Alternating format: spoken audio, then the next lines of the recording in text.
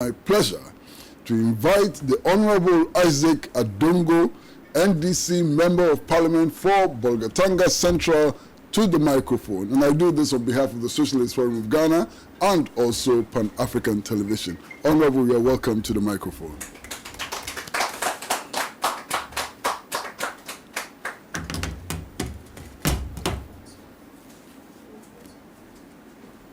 Good evening, ladies and gentlemen. I had this invitation at a short notice, but of course, once it is my own father, I have no choice but to be here. But it is always refreshing to be at Pan-African Television, where I spend quite a lot of time in the formative years, every morning coming here. I've had the opportunity to be on this same platform before, when we used to be at the Freedom Center, and so I'm not a stranger to this platform. Ladies and gentlemen, we all are aware that globally the COVID-19 pandemic is ravaging lives and ravaging economies, and Ghana is not exception. Before COVID-19 arrived, we were already having some challenges with our economy, and we were expecting that even 2021 was going to be a very difficult year for the people of Ghana. I recall in one of my interactions, I had reason to warn His Excellency John Dramani Mahama that in the event that we won the election, which inshallah we would win in 2020, he would have a difficult task of resetting the fiscal framework of our country and to manage the vulnerabilities that have occasioned the mismanagement of our economy over the last 3 years. But ladies and gentlemen, the COVID-19 incidents of the last couple of months have rather exposed the most challenging aspects of our economy. I say this because before COVID-19, we were struggling to have control over our finances, and I had reason to project that in 2019 alone, we had done a deficit of about 7.8%. Of course, this was reputed, but only a few days ago, the IMF confirmed that in 2019, our deficit was 7.5%. Of course, that is not good news. But it also revealed that even in 2018, we had a deficit of about 7%. And so consistently from 2018 to 2019, we had moved from 7.7% to 7.5%, which meant that our finances were already not in good shape. But also we had other challenges. One of the key challenges that I kept pointing out was our external vulnerability. And our external vulnerability here, I meant that we were in a situation where, given the expansion of the forex economy that we were getting, we did not have enough forex reserves to be able to deal with that kind of economy. And so once you have a lot of money coming from outside in terms of foreign currency, you needed to build buffers, because then those monies at some point in time will have to leave your economy, because those monies are not yours. And if you have not built enough buffers, when they come calling for their money, you will find that you will not have the currency, and immediately you will begin to see that your cedi will begin to come under pressure. And the areas where this vulnerability occurred were essentially because we were building a lot of our public debt from external sources. So whilst we were happy borrowing a lot of 3 billion a year, now over 3 years, 9 billion on the capital market, and we're so excited about that, annually that meant that we needed to find close to about $600 million to service and to pay the interest alone. Now, if you don't have the forex that you need to earn to pay this, then of course, when you are in a situation like that, then you have a problem with forex demands on your economy. Apart from that, we also noticed that about 30% of the bonds that we issued in Ghana, which were denominated in cedis and we expected Ghanaians to participate, we had about 30% of that being bought by foreigners. Now, what it meant was that the foreigners were bringing their foreign currency to Ghana, sold them to their banks, took the cedis, and came and bought our cedi bonds. If they decide that they want to return, they will take the cedi, they will go to the market to buy the dollars or euros that they came with and return to their country, not with cedis, but the foreign currency. And in the last couple of months, you will notice that even though imports have dropped significantly because of coronavirus, our cedi is struggling. The question is, people are not asking for the dollar to buy anything from China, to buy anything from Europe. How come our cedi is under pressure? It's because of the external vulnerability inherent in our debt portfolio.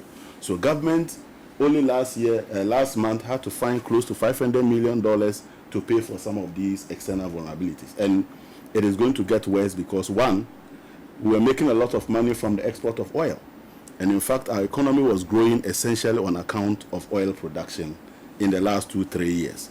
Today, we know that whereas we budgeted to sell a barrel of oil for about $5.8 to a barrel, $58 to a barrel in our budget, the oil now is going for about $25 per barrel. So straight away, we've lost about $38 on account of just the price reduction. And so 66% of our expectation of revenue from oil alone has dropped by this 66% because of just the price component. Now, what that also means is that once the price of oil is dropping, then the producers of oil in Ghana, the Jubilee Field, the 10 fields, and the rest, will now be struggling to raise money on the capital market to come and fund activity that the global economy sees to be risky. Because now, if you gave your money to them to fund the oil production, they are unlikely to generate the appropriate returns to pay you back. So they are already struggling to scale up output. And so the natural consequence is that output of oil in Ghana is going to drop. So you are going to have two challenges. One, your prices are not going to be good, and two, your output is also going to drop. The combined effect is that the oil economy that used to drive our economy upwards will now begin to drive our economy downwards. And the revenues that we budgeted to be spent from oil, particularly our ABFA, would not materialize. And that is going to be a major shock to the economy. The second challenge that we'll be having as a shock to our economy is the fact that Ghana is highly import dependent. But we are also aware that whilst we are import dependent, we also depend on imports of goods and services to generate what we call the international trade taxes, the port duties that we collect and all of that. We estimated a lot of money to be coming from there. Now, immediately with COVID-19, we know that supply chains across the globe have been disrupted. So even if you want to import, you can't get to import. So import volumes are going to drop significantly. What it then means is that the revenue that we're getting from import taxes will drop significantly. The people who were selling these items in Makola and other places and were charging VAT on them won't get them to sell, and so our VAT revenue will drop. And so this is going to be the immediate shock of COVID-19. The other challenge that we are going to find with COVID-19 is that even though our revenues are dropping and we'll be struggling to raise revenue, financing conditions across the globe have tightened. What it means is that it was a situation where we could easily go out there and borrow money to come and fund development. It was easy for us to issue bonds in Ghana on a 91-day bills, on a 2-year bond, on a 3-year bond, and in fact go globally to go and borrow a lot of money to make up the shortfall. Global financing conditions as we speak today has tightened. So it is even difficult to borrow money if you want to borrow it. So the challenge then is, how are we going to fund that huge gap that has emerged as a result of COVID-19? Now, on top of this, you are going to have a major problem where your financial sector that used to fund your budget by extending money to you in terms of buying your bonds and giving you treasury bills and all of that, they are also facing a major challenge. As a matter of fact, in the last couple of weeks that we were locked down, the banks suddenly saw a surge in electronic payments. In other words, people were sitting in their homes, and by the use of their phones, they were taking their monies from the bank.